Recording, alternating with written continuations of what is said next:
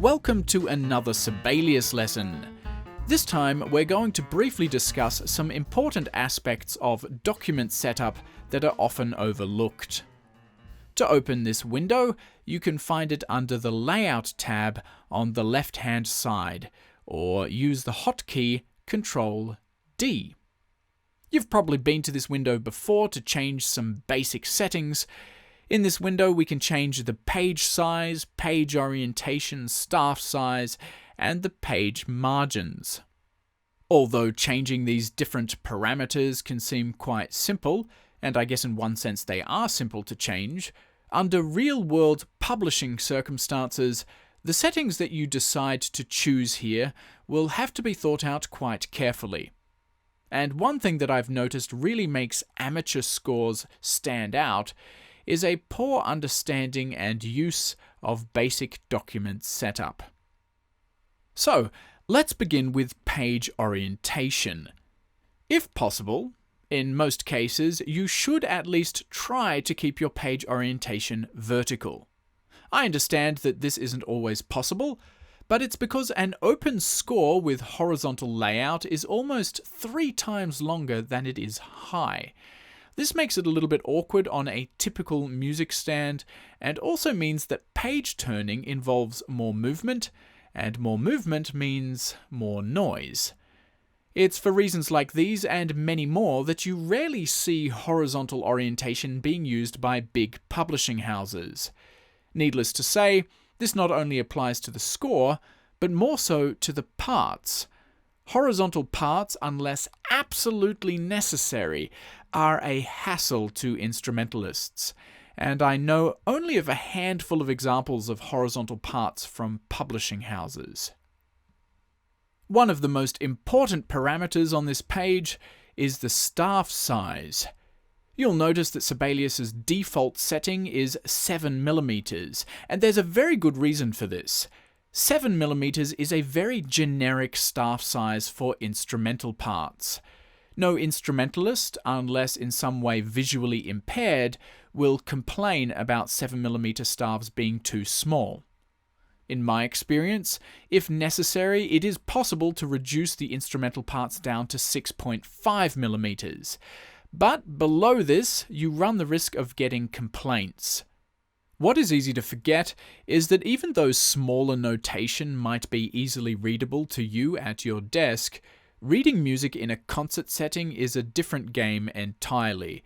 There are nerves at play, maybe the lighting is a bit dim, maybe the instrumentalist is sitting further back from the music, etc., etc. Percussionists, for example, usually have their instruments between them and the music, and it's for this reason that it's always better to try to keep the percussion notation in particular a little bit bigger than usual.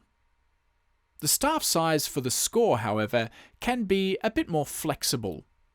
5.5mm to 4.5mm I find to be a very comfortable range, not too big, not too small. 4mm is small. 3.5mm is very small, and you should only use these smaller sizes for large orchestral works where you have no other option. If at all possible, I would try not to go below 3.5mm. I will, however, admit that I have in the past gone as small as 2.5mm for an orchestral work, but that was an extreme circumstance where I had no other option and required something like 55 individual staves per A3 page. Now, most of the document setup window is taken up by different margin options, and many people overlook that there are actually 2 margin perimeters, an outer margin and an inner margin, a margin for the page and a margin for the staves. And you can see this quite clearly when I set one of the page margins to 0. You'll see that the staff is not quite touching the page edge, and this is because of the stave's own margin. If I set its margin to 0 too, now it's touching. I'll just reset this, and I can show you this again with the top margin. If I change the top page margin to 0 again, the staff doesn't snap to the very top of the page, because of its own margins here. Here we have margin parameters for the first page of the score, and margin parameters for all of the rest. But if I press OK and look at my score after only changing the page margins, you'll see that my page numbers are now at the very edge of the page, meaning that your page numbers are inside of a different margin perimeter to your staves. And this is good to know, because sometimes you'll want to change the spacing between your staves and page numbers. If you need more room between the page number and staff, you should increase the staff margin.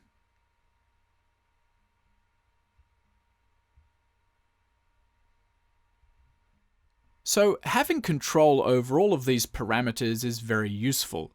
We can also set things up differently between our left and right pages if we want to. So it's worthwhile having a little play around here to get a better understanding of how these margins all work. Just a quick note, it's also good to make sure that you don't make your margins too thin, particularly the inside margins, which will allow for binding or even trimming if you wish to bind your score. So, I hope this gave you some food for thought. I'll see you in the next lesson.